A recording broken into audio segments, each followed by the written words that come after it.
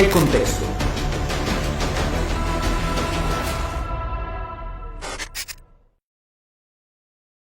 ¿Qué tal? Saludos, bienvenidos a un episodio más de El Contexto, hoy con un tema muy interesante que se ha estado desarrollando en algunos lugares del país y en otras índoles a nivel mundial, que tiene mucho o que está relacionado mucho con lo que es la sostenibilidad y también, por decirlo de alguna forma, volver a nuestras raíces de cultivo y de subsistencia, la idea de poder aprovechar los recursos que tenemos cerca, ya sea de nuestra casa, nuestra comunidad, y pues obviamente hacer la protección del ambiente, de lo que tenemos en este momento, que obviamente sabemos ha sufrido muchas transformaciones y que también pues en cierta forma ha sido un ente provocador de este cambio climático el cual estamos sufriendo actualmente. Sin embargo, como sabemos, aquí analizamos un poquito el contexto para entender de dónde nacen todas estas ideas y cuál es el fin primordial de poder generar este tipo de alternativas que puedan ayudarnos a nosotros como seres humanos a poder subsistir de una manera más, más agradecida con el medio ambiente y pues obviamente proteger nuestros recursos naturales. Así que quiero primero dar la bienvenida a Mauricio Ramírez, que nos ha estado acompañando durante estos episodios de El Contexto y que hoy pues obviamente nos va a estar colaborando mucho con sus perspectivas. Y tenemos a Arnoldo Mora, que es un ingeniero, ¿verdad? Un ingeniero en software, que estábamos hablando un poco para conocer un poquito del por qué él toma estas decisiones, ¿verdad? De la vida, que pues, a veces uno llega y dice, pues ya estoy cansado de la ciudad, voy a tomar un, no sé, ya sea un año sabático, voy a cambiar mi rutina, voy a cambiar mi mentalidad, hago preparaciones, empiezo a estudiar otras cosas y termino en Talamanca. En estos momentos él se encuentra en Talamanca con un proyecto de bioregionalismo, el cual está desarrollando ahí con la comunidad y que ya él los va a explicar más adelante. Él tiene 20 años de experiencia en el área de tecnología y en la parte social, entonces eso también pues en cierta forma le está ayudando a pues, generar toda esta iniciativa en las comunidades. Así que quiero darle la bienvenida, las gracias a Arnoldo por acompañarnos en este tercer episodio del Contexto. Muchas gracias, gracias a ustedes por la invitación más bien.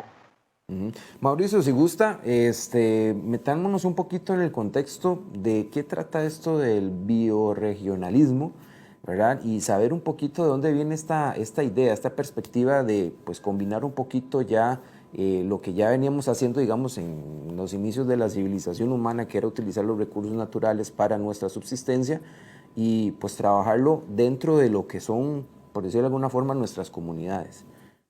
Hola, muy buenos días, estimado Ramiro, muchas gracias. Y Arnoldo, qué gusto tenerte por acá en este espacio tan bonito para discutir sobre diferentes temas de actualidad y desde luego plantear perspectivas a futuro de líneas que son muy interesantes y totalmente en armonía con las necesidades de nuestro planeta.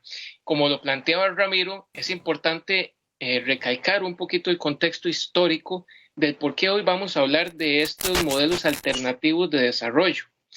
Me voy a ir a la modernidad nuevamente, así como en el primer capítulo conversamos de la revolución industrial y el futuro del trabajo con don Álvaro Ramírez, que nos acompañó.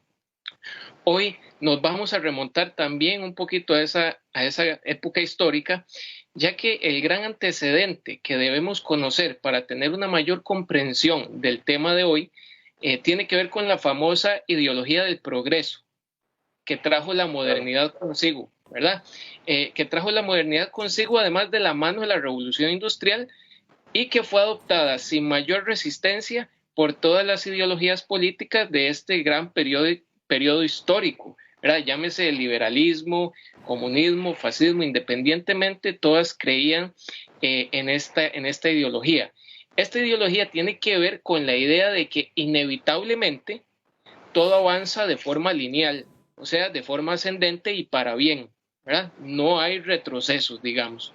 Permite creer en la existencia de una relación causal tan íntima entre innovación tecnológica y avance humano que termina asumiéndose como verdadera y como un axioma incuestionable, o sea, se nos convierte en un dogma.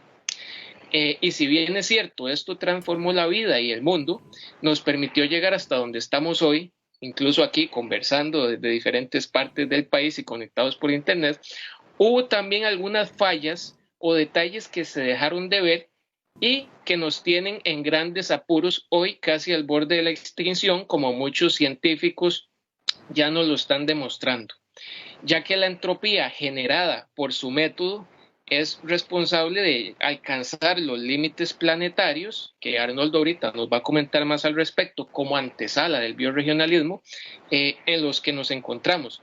Así que esta dinámica, ¿verdad?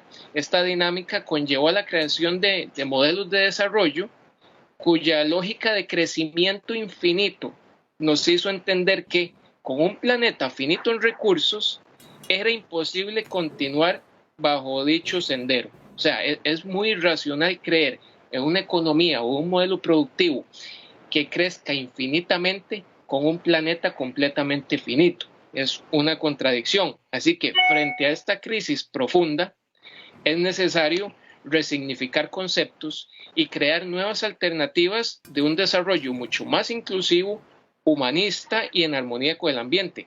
Aquí es donde el biorregionalismo se convierte en una nueva tendencia muy estudiada alrededor del mundo, y Arnoldo es experto en eso. Así que, Arnoldo, contanos un poquito, dentro de ese gran contexto, ¿qué es el biorregionalismo y cómo este estudio sobre los límites del planeta son la antesala para plantear alternativas diferentes? Sí, Mauricio, muchas gracias. Bueno, y gracias por lo de experto, ¿verdad? Yo realmente me considero más un estudioso del tema y un practicante nuevo de esta materia. Pero sí, la importancia, ya explicaste muy bien los antecedentes de cómo llegamos acá y qué nos trajo históricamente hasta acá, ¿verdad? En el año 2009 se hace un gran esfuerzo científico alrededor de este proyecto que se llamó el Estudio de los Límites Planetarios, ¿verdad? Que es por lo demás uno de los estudios científicos más complejos que se ha desarrollado por su característica interdisciplinaria en la historia de la humanidad, ¿verdad? Participaron organizaciones académicas y científicas de todo el mundo para estudiar cuál era el estado de salud de los diferentes sistemas o ciclos que sostienen la vida en el planeta, y por lo tanto poder tener un marco científico teórico claro para analizar la salud del planeta y su capacidad para albergar vida, ¿verdad? Luego se hace una actualización en el año 2015 y desde su creación original en el 2009 varias organizaciones lo toman como una guía fundamental para hablar de estos temas. Dentro de esas organizaciones, la ONU, ¿verdad?, que lo toma como un documento oficial de referencia para analizar esa capacidad del planeta de sostener vida. Entonces, el estudio de los límites planetarios dividió la salud del planeta en una serie de ejes, en una serie de piezas de un pastel, ¿verdad?, y analizó los grandes sistemas o ciclos naturales y cuál es la capacidad y cómo estamos con respecto a la capacidad natural que tiene el planeta para adaptarse a esos ciclos. Digamos, para responder, ¿verdad?, a los eventos caóticos que ocurren en un sistema complejo y caótico como es este planeta. Los resultados no fueron nada alentadores, ¿verdad? Hay varias áreas de este pastel en las que hemos sobrepasado la capacidad de resiliencia natural del planeta. Y un detalle muy curioso, tal vez el más curioso de este estudio, es que el cambio climático está en cuarto lugar en nivel de emergencia, ¿verdad? Antes está la desaparición de la biodiversidad, los flujos bioquímicos de nitrógeno y fósforo del planeta, el cambio de usos de suelo y, en cuarto lugar, el cambio climático. Entonces, ahí surge una primera gran pregunta, ¿verdad?, para la gente que está en la línea del desarrollo regenerativo y el biorregionalismo, ¿verdad?, que es la pregunta de por qué todo el mundo nos está hablando de cambio climático y nadie nos habla de la característica holística de esta crisis, ¿verdad? Entonces, es así que se comienza a estimular un movimiento que comienza a poner sobre el tapete el desarrollo regenerativo, que es la posibilidad. ¿Verdad? El desarrollo regenerativo lo que plantea es que tenemos las condiciones tecnológicas de conocimiento, de comunicación y de integración como humanidad ¿verdad?, para atender esta crisis que nos señala el estudio de los límites planetarios de una forma que podamos proveer abundancia a la humanidad, ¿verdad? No solo no destruyendo, porque ya es tarde para simplemente no destruir, sino que podamos transformar nuestros procesos productivos utilizando esta tecnología, estos datos, estos avances con los que contamos, este conocimiento, esta interconexión, producir de una manera que no solo no destruya el medio, sino que le agregue valor, ¿verdad? Que nuestros procesos productivos agreguen valor para sanar este planeta. Podríamos decir entonces que bajo este estudio que se hizo en el 2009 y tomando en consideración que el cambio climático está de cuarto lugar, acá el problema principal es que estamos utilizando los recursos de la tierra, pero no estamos generando nada a cambio. ¿Se podría decir de esta forma? Claro, somos una sociedad extractivista, ¿verdad?, y consumista, que no devuelve nada a cambio, aun cuando tenemos el conocimiento para poder inyectar valor mientras desarrollamos las actividades económicas, sociales y ecológicas de nuestra civilización. ¿Verdad? ¿Y por qué es que no se le ha dado tanta importancia a este aspecto? Si lo tomamos en consideración que estamos extrayendo todos los recursos de la tierra, no estamos generando nada a cambio y ponemos como eje principal entonces el cambio climático. ¿Cuál podría ser la razón por la que no se le está dando tanta importancia a este tema? Bueno, creo que ahí esa es la pregunta de fondo de esta crisis, ¿verdad? ¿Por qué llegamos hasta acá hablando de cambio climático, haciendo poco, por cierto, contra el cambio climático, a pesar de los grandes shows y las grandes conferencias internacionales al respecto? Pero creo que hay un factor determinante aquí, y es que cuando reducimos la discusión a cambio climático, surge la oportunidad de hablar de descarbonización. Es decir, el problema es la producción de energía con combustibles fósiles. Reduzcamos la crisis a eso y propongamos una transformación a una economía descarbonizada. No es que descarbonizar no esté bien, sería ideal, es parte importante de la solución del problema, pero cuando reducimos la discusión a eso, evitamos abordar la raíz y la descomposición del sistema sobre el que venimos funcionando, ¿verdad? Por ejemplo, cuando no hablamos de desaparición de la biodiversidad, ¿verdad? Cuando no hablamos de que ese es el problema más preocupante que tenemos hoy en día. Cuando revisamos nuestras actitudes y nuestras acciones, es más fácil concentrarnos en descarbonización, ¿verdad?, y tratar de reducir esta crisis a una cosa que de paso es un gran negocio, ¿verdad?, que es convertir la economía de combustibles fósiles a una descarbonizada y cercenar el resto del cuento para no revisarnos nosotros mismos en nuestro comportamiento como humanidad y como sociedades. El contexto.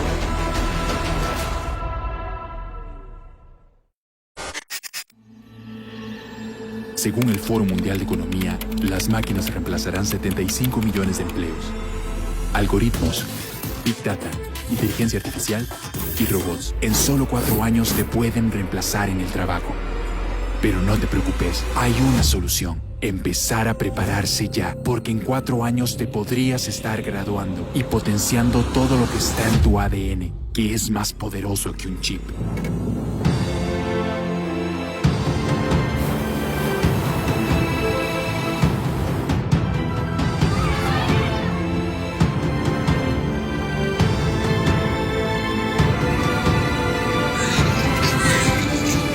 ¿Ves? Todo esto te hace irreemplazable. Vení a descubrirlo. El contexto.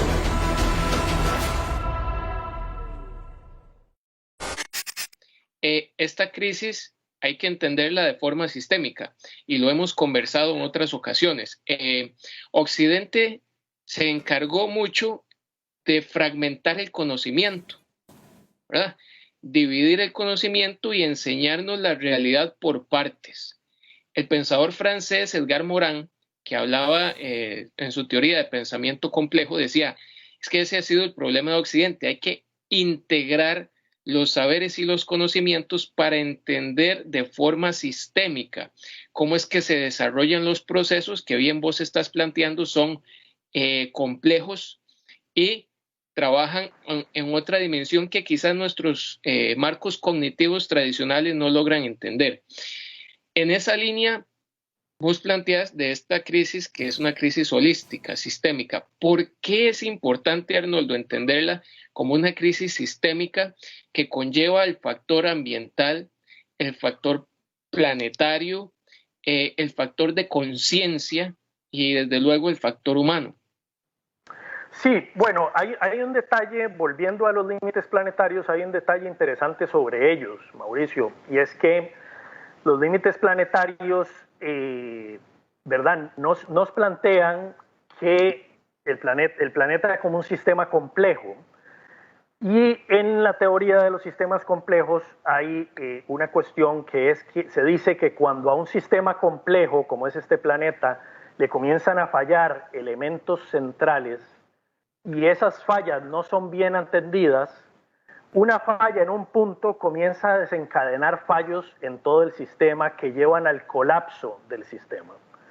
Por eso el estudio de los límites planetarios tiene un enfoque holístico del funcionamiento del planeta, ¿verdad? Y por eso, de ahí, el desarrollo regenerativo que se nutre, no es que el desarrollo regenerativo nace con los límites planetarios, pero se nutre mucho a partir de ahí y se potencia mucho. Por eso el desarrollo regenerativo y el bioregionalismo, que es una visión comunitaria del desarrollo regenerativo, entienden las soluciones desde 4 ejes: el económico, el social, el ecológico y el de visión de mundo, ¿verdad? Y es muy interesante eso que mencionabas, Mauricio, porque en visión de mundo uno de los temas que tratamos ahí es el de la ciencia holística, ¿verdad? Hay grandes pensadores de la humanidad como Goethe, como Rudolf Steiner, que es padre no solo de teorías educativas muy modernas, sino también de la agricultura biodinámica. Hay toda una vertiente científica que analiza la ciencia desde una perspectiva holística han sido aportes de grandísimos pensadores de la humanidad, que está absolutamente negada en esta imposición ideológica de la que hablabas vos al principio, ¿verdad? Entonces, esto es de alguna forma reconectarnos con una visión científica saludable. Vamos entendiéndolo. Esto tiene que ver incluso no solamente con una comprensión conceptual, teórica o académica, sino con una interiorización en mí de eso. O sea, implica desarrollar una conciencia profunda de la situación actual que me identifique con esa causa y me haga trabajar o caminar en esa dirección, ¿cierto? Tiene que haber algo de fondo ahí. Totalmente. Cuando hablamos, por eso no hablamos solo de los 3 ejes tradicionales de la sostenibilidad, que son económico, social y ecológico. Por eso hablamos también de visión de mundo, ¿verdad? Esa visión de mundo pasa por poder nosotros como ciudadanos reconectarnos nosotros mismos, ¿verdad?, con una cosmovisión de cómo funciona el planeta en el que vivimos, que es un sistema complejo que provee abundancia, que nosotros estamos destruyendo esa abundancia que él es capaz de proveer, ¿verdad? Y revalidar inclusive ahí no solo nuestra comprensión de los sistemas naturales de formas muy interesantes, que voy a mencionar ahorita, sino también reentender cómo funciona el universo e inclusive volver a visitar el qué tienen que decir culturas antiguas, ¿verdad? ¿Qué tienen que decir nuestras raíces indígenas sobre la comprensión de cómo funciona el planeta y el universo como sistema complejo proveedor de abundancia, ¿verdad? Y esto lleva, la gente cuando escucha estas cosas a veces podría pensar, bueno, este tipo es un pachamámico, ¿verdad?, que le canta al sol por las mañanas, y no se trata solo de eso. Fíjense que hay, por ejemplo, están surgiendo nuevas tesis, como es la biomímica, por ejemplo. La biomímica es un concepto de diseño que parte de que la mejor forma de diseñar cualquier objeto es mirar cómo lo ha diseñado antes la naturaleza, ¿verdad? Entonces, por ejemplo, si usted tiene que diseñar un casco, vaya, en vez de invertir usted millones de dólares en desarrollo, vaya, invierta mucho menos dinero en investigar cómo desarrolla la naturaleza los cascos y qué estructuras usa para construir cascos. Vaya, observe una tortuga. Y en base a cómo está diseñado el caparazón de una tortuga o otros elementos similares en la naturaleza, aprenda cómo es que tiene que diseñar usted el casco. La biomímica dice que esa es la forma más efectiva de llegar al mejor diseño de la manera más inmediata, porque usted se está basando en millones de años de evolución natural que no va a poder superar nunca usted en una investigación independiente. Y fíjense qué interesante, fíjense si esto no es nada más de hacerle cantos al sol, que ya empresas como Mercedes-Benz están integrando la biomímica en sus procesos de diseño y ya están produciendo un primer vehículo que va a salir al mercado cuya aerodinámica su concepto aerodinámico está diseñado a través de un proceso biomímico y está inspirado en el pez globo. Es una van que está inspirada en la aerodinámica del pez globo. Entonces vean cómo estas formas, ¿verdad? Cómo todas estas teorías que nos plantean los límites planetarios, el desarrollo regenerativo y el bioregionalismo, no es una religión abstracta. No, realmente es pensamiento científico sistémico que nos abre muchas luces en esta etapa difícil en la que estamos. Sí, aquí lo que estamos viendo entonces es que estamos haciendo una regresión a los conceptos básicos de los inicios de la civilización, de la subsistencia, de cómo se tenía que trabajar con lo que había, ¿verdad? En esa perspectiva, ¿cómo ha sido ese movimiento a partir de esos resultados de buscar generar estas alternativas, de aterrizar esta idea de bioregionalismo? ¿Cómo ha sido esa interacción con los países que han buscado desarrollar esta iniciativa y cómo se ha ido propagando por el mundo? ¿Cuáles podrían ser, por decirlo de alguna forma, los países que más han tenido cierto interés en proponer esta idea y cómo llegó aquí a América? Sí, vamos a ver, creo que es importante en este punto, para contestarte esa pregunta, que hablemos un poquito. Creo que ya hemos hablado bastante del concepto general de desarrollo regenerativo, ¿verdad? Que es aquel de aprender a producir, inyectándole valor al sistema natural en vez de destruyéndole valor. Luego de ese concepto de desarrollo regenerativo, el bioregionalismo, que también es más antiguo que esto, de los límites planetarios, pero que se ha nutrido mucho del desarrollo regenerativo y de los límites planetarios, el bioregionalismo, ¿qué es? Es un planteamiento de que la forma más sana, productiva y eficiente de desarrollar una comunidad es partiendo de que esta comunidad parta de tener la conciencia y la capacidad de análisis de observar qué son los sistemas naturales que la rodean y que sostienen la vida en ese territorio. O sea, pasa por un proceso de conciencia de identificar y estudiar cuáles son los sistemas que sostienen la vida en mi localidad. Eso es el bioregionalismo, ¿verdad? Se dice que hoy en día existen más de 100 millones de seres humanos alrededor del mundo que ya trabajan en proyectos que tienen que ver con desarrollo regenerativo. Y hay muchísimas iniciativas bioregionales de diferente escala, ¿verdad? Desde iniciativas ciudadanas que tienen propuestas bioregionales para todo el estado de California, en Estados Unidos, hasta pequeñas comunidades autosostenibles en diferentes partes del mundo, algunas muy importantes y simbólicas en Alemania, ¿verdad? Que ya practican un estilo de vida y de producción bioregionalista, ¿verdad? Todo esto adquiere además una escala global y una gran expectativa cuando en los acuerdos de París, ¿verdad? Se nos habló de que se iban a activar recursos para apoyar directamente a las comunidades en el combate del cambio climático. Inclusive en Costa Rica, el compromiso del gobierno costarricense habla de invertir esos recursos que eventualmente vengan de ese marco en la creación de resiliencia de las comunidades ante las amenazas del cambio climático. Vean qué importante. Eso activó toda una discusión mundial y una discusión local en Costa Rica también, donde se crearon diferentes grupos que están tratando de apoyar estas tesis en diferentes partes del territorio y de diferentes formas. Ahí fue cuando comenzamos un poquito a hablar de bioregionalismo en Talamanca con algunos actores de la sociedad.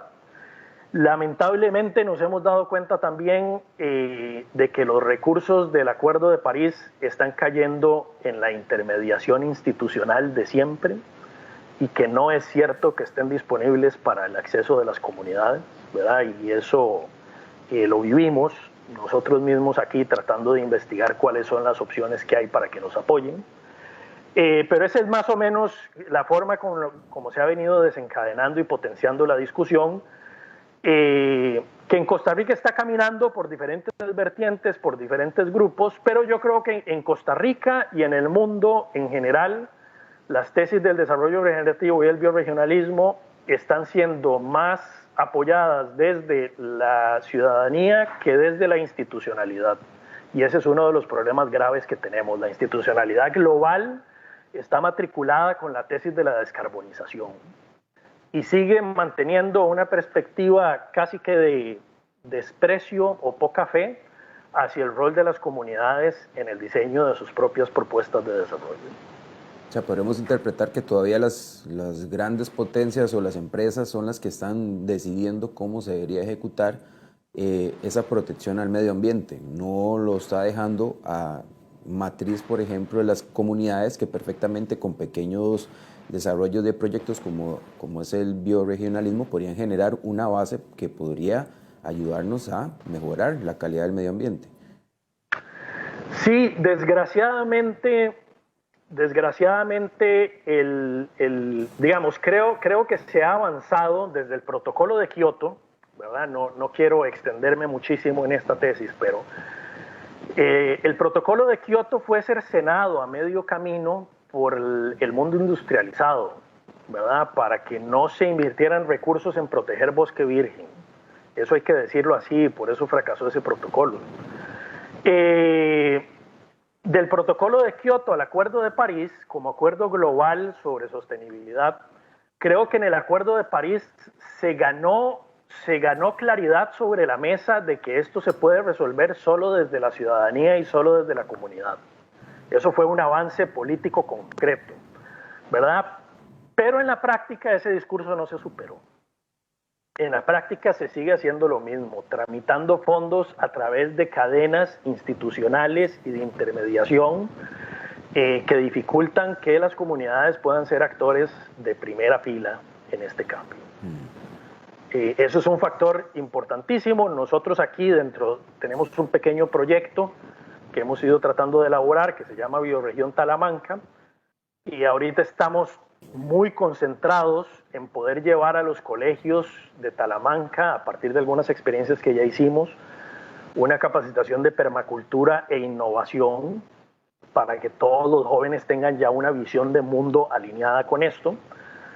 Y en una primera etapa encontramos apoyo institucional y ahora estamos tratando de trabajar con que esas instituciones ¿verdad? Entiendan la importancia de esto y entiendan cómo se trabaja directamente con una comunidad sin imponerle una maratón de caos administrativo y burocrático para poder ser apoyados por el gobierno, para poder tener becas para capacitar a estos muchachos en estas tendencias de primera línea a nivel global.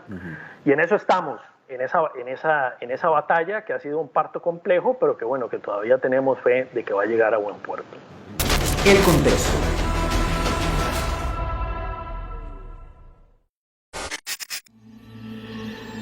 Según el Foro Mundial de Economía, las máquinas reemplazarán 75 millones de empleos.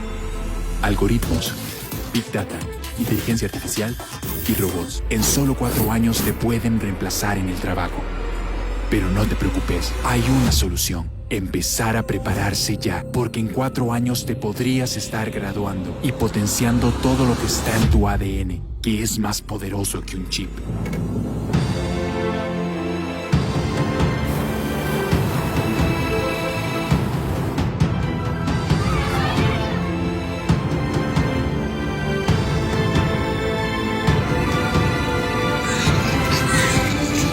¿Ves? Todo esto te hace irreemplazable. Vení a descubrirlo. El contexto.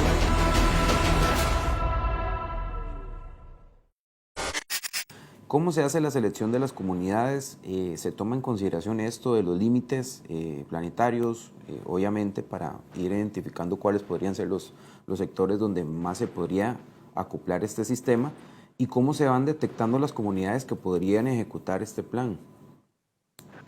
Bueno, nosotros en el caso de Talamanca hicimos un pequeño plan piloto de un curso de innovación muy interesante que hicimos en el colegio de Zixaola.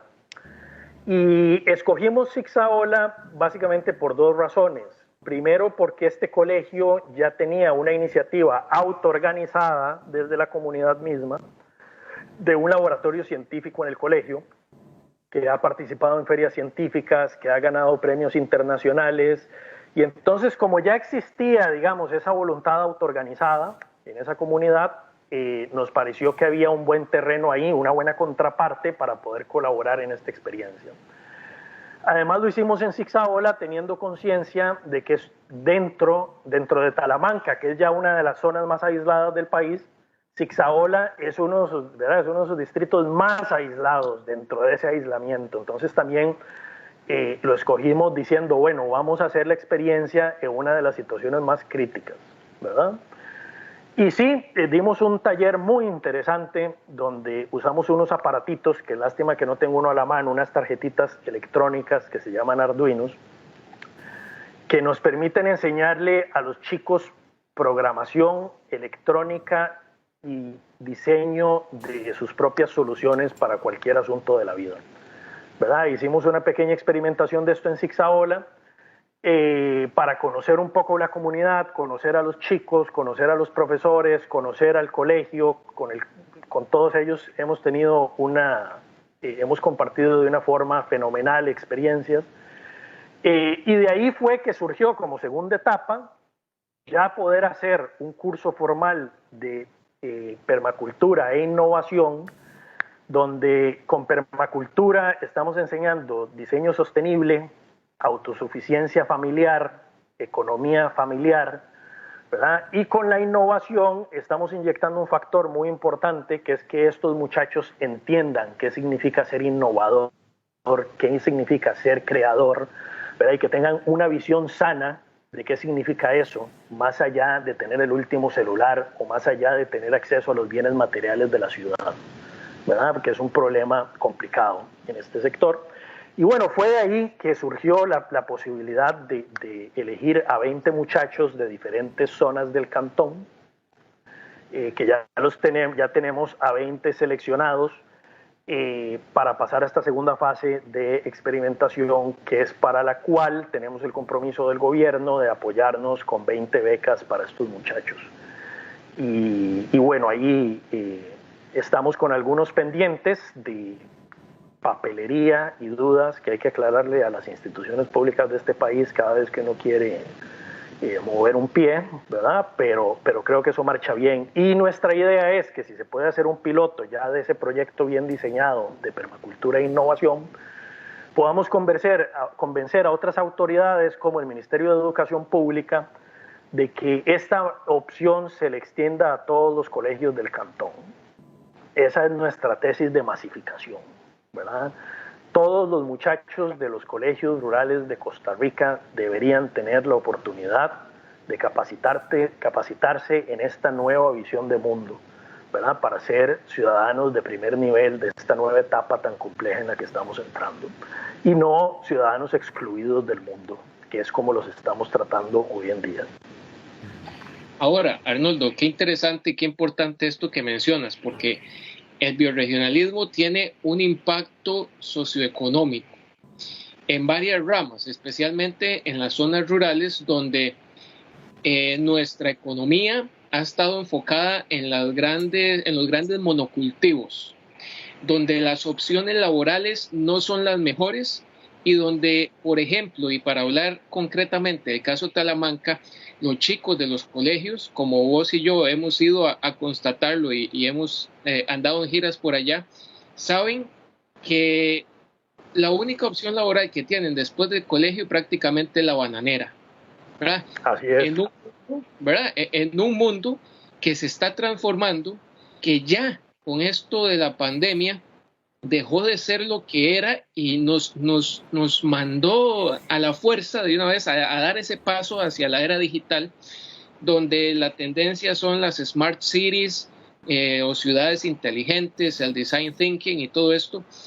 Eso preocupa en el sentido de que si nosotros no nos ponemos las pilas, como decimos, estas comunidades rurales, con el avance y el desarrollo tecnológico de hacia dónde van las cosas, van a quedar en el rezago y precisamente eso, vamos a tener compatriotas excluidos de un nuevo orden, de un nuevo modelo, donde deberíamos de tenerlos en primera fila, no solamente, ¿verdad?, por estos temas tecnológicos, sino porque además son las regiones donde se encuentran los recursos y donde se encuentra aquello también de lo cual dependemos, por ejemplo, la agricultura y demás. Pero volviendo un poquito al tema, el impacto del bioregionalismo en la parte socioeconómica es abrir nuevas oportunidades, nuevos mercados o formas de que las personas puedan desarrollar incluso su propio trabajo sin necesidad de seguir anclados a ese viejo modelo de enclave bananero. Sí, en ese sentido, Talamanca es un conjunto de experiencias y contrastes muy interesantes, ¿verdad? Bueno, primero lo que decís es totalmente cierto. Cuando yo llegué por primera vez a dar clases al colegio de Zixaola, la pregunta principal que tenían los muchachos es si, sobre todo los mayores, los que estaban ya en cuarto o quinto año, la principal pregunta era si esto servía para terminar haciendo en la vida cualquier otra cosa que fuera no ir al bananal. Porque ellos saben que la vida en el bananal es terminar reventado, ¿verdad? Eso no es oportunidad de vida, es terminar con tu cuerpo propio reventado por el trabajo. Entonces, ¿qué es lo que ellos miran? Estos jóvenes de colegio miran solo dos oportunidades, ¿verdad? El rezago, que es ir a parar a ese bananal, que no tendría que ser ese bananal, podría ser otro, desarrollado de otra forma más inteligente, ¿verdad? Pero no queremos meternos en eso. O migrar a la ciudad. Esas son las opciones de vida que hay, ¿verdad? Cuando digo que ese bananal no tiene que ser ese bananal, lo digo también porque en Talamanca existen experiencias exitosas desarrolladas con conocimientos locales, donde hay una bananera y platanera que ya pudo dar el salto de pasar de monocultivo químico a un cultivo ecológico, donde suplantaron totalmente el uso de químicos. Lo que es más, en una primera etapa, el único químico que no se pudo sustituir, que era uno que se aplicaba anualmente, no se pudo sustituir porque el Ministerio de Salud no permitía esparcir un producto natural con avioneta. Solo daba permiso para esparcir el veneno que esparce.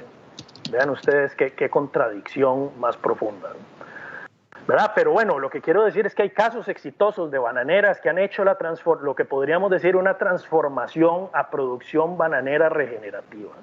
Se puede hacer y este país puede tomar la decisión de dar ese salto cualitativo, que es importante además como decisión estratégica económica para el país, porque mientras nosotros tenemos 30 años diciendo que no hay posibilidad de transformar esa industria bananera, que no hay posibilidad de transformar esa industria piñera, mientras nosotros tenemos 30 años de reproducir ese discurso, en esos 30 años Israel investigó y se convirtió en una potencia mundial líder en el mercado de la agricultura de alta tecnología.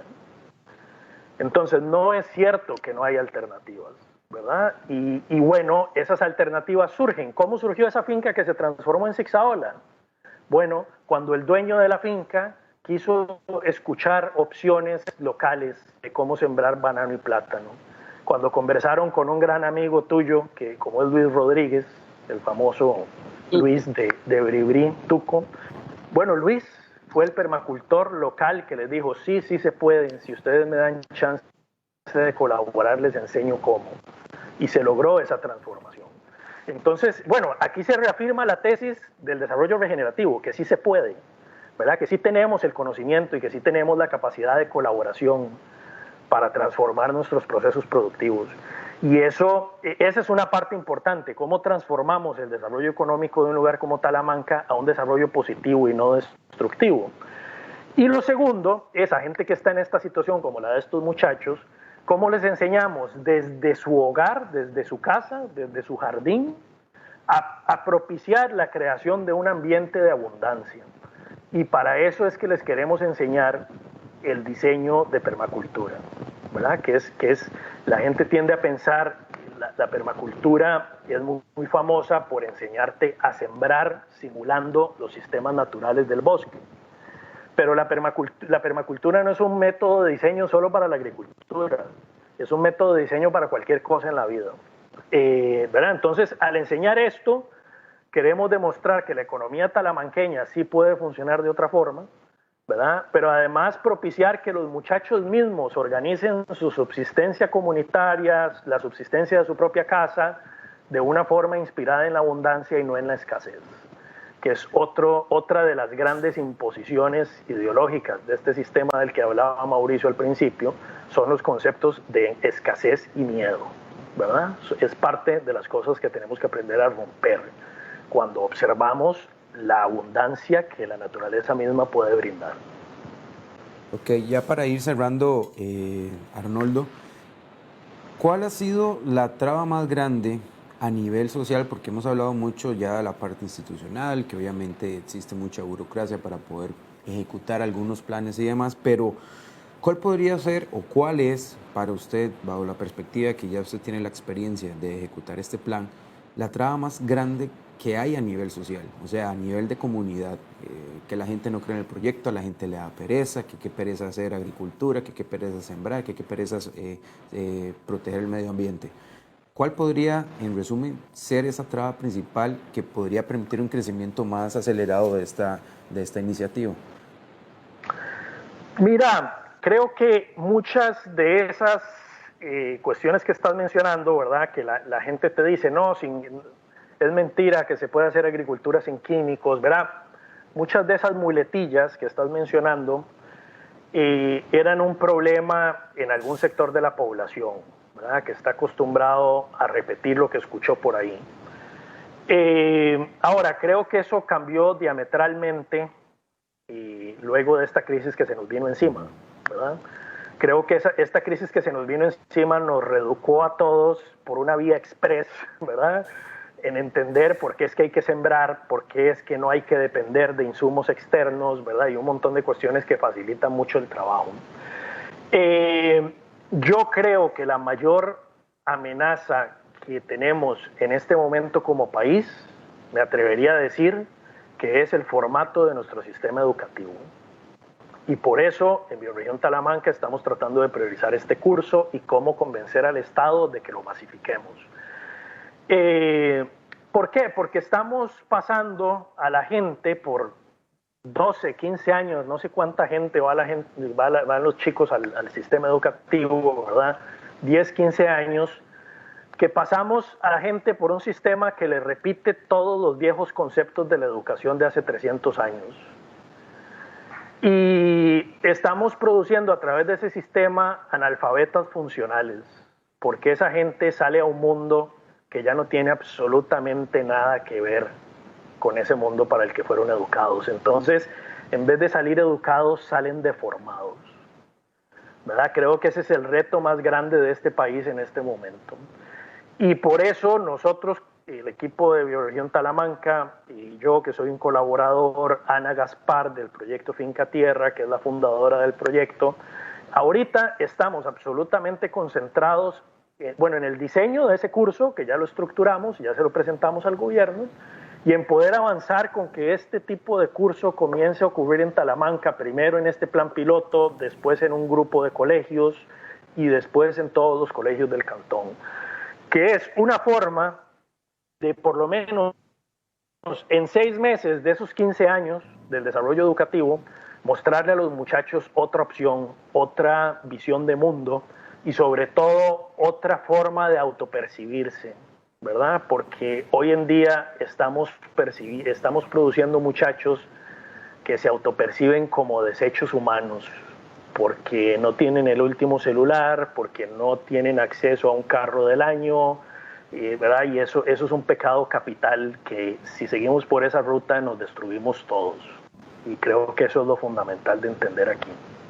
Y entonces, ese programa es una cápsula para inyectarle esperanza y para inyectarle autoaprecio, autoconocimiento y energía a esta gente para que se inserte en este mundo tan complejo con las mejores herramientas y con el mejor ánimo. Ok. Bueno, esperemos que no tengamos que seguir aprendiendo de las crisis, ¿verdad? Que ya tomemos una conciencia un poquito más aterrizada de la necesidad no solamente de proteger los recursos que todavía tenemos y obviamente pues darle ese valor agregado a la tierra, a nuestro lugar, a nuestro hogar y devolverle todo lo que le hemos quitado, ¿verdad? Y aprovechar todos los recursos alrededor que tenemos. Y creemos que esta crisis sanitaria en la que estamos actualmente, pues nos está haciendo retomar algunas raíces de nuestras civilizaciones, ¿verdad? Esa parte de subsistir, de por lo menos tener una huertita atrás en el patio de la casa para poder tener nuestros propios insumos y obviamente ya teniendo ese cambio conceptual, ese cambio de idea, podríamos progresar de una forma un poquito más acelerada y obviamente enseñarle a los jóvenes la necesidad de proteger a la tierra porque al final de cuentas los que van creciendo, van naciendo son los que van a recibir las consecuencias al final, cuando ya nosotros tres o otras personas no estemos en algún momento. Así que primero quiero agradecer a Arnoldo por el tiempo, muchas gracias, la verdad es que nos dejó bien aterrizada esta idea del bioregionalismo y que es necesario un cambio de conciencia para poder proyectar un mundo mucho mejor. Sí, no, muchas gracias a ustedes, muchachos, y sobre todo enviarle el mensaje a todo el mundo de que la verdadera observación científica nos demuestra que tenemos un planeta abundante y que cuando usamos la cabeza, el conocimiento y la colaboración y el entendimiento, sobre todo entre nosotros, es posible adherirnos a esa abundancia del sistema, que es lo que no hemos venido saber haciendo. Pero muchas gracias a ustedes, muchas gracias Mau por la invitación y muchas gracias por este espacio tan importante que están produciendo. Qué gusto como siempre tenerte, conversar con vos y compartir un ratito, como siempre un gran gusto y un fuerte abrazo, cariñoso como siempre.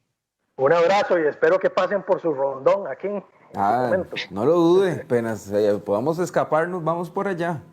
Si las condiciones están mejor, nos vamos a hacer el programa ya. Ojalá, ojalá. Bueno, muchísimas gracias. Gracias a Mauricio. Un abrazo, también. Muchachos.